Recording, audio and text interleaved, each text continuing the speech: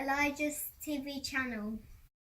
Welcome to Elijah's TV channel. Today I'm playing with Noodle Doodles. And I'm going to teach you how to make a crocodile if you have these. First you get 6 of these green Noodle Doodles. Then you line them up, but leave 2 of them. Leave 2 of them.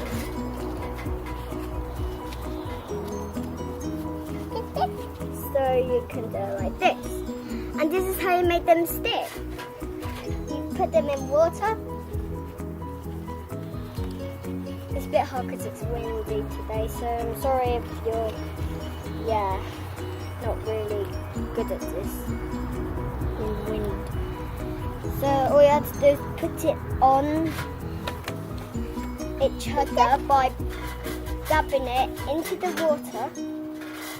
On and then stuck. And this is what you should end up when you're finished with the whole crocodile. But look. Hello. So now I'm just gonna say goodbye. See you on my next channel. Thanks for watching.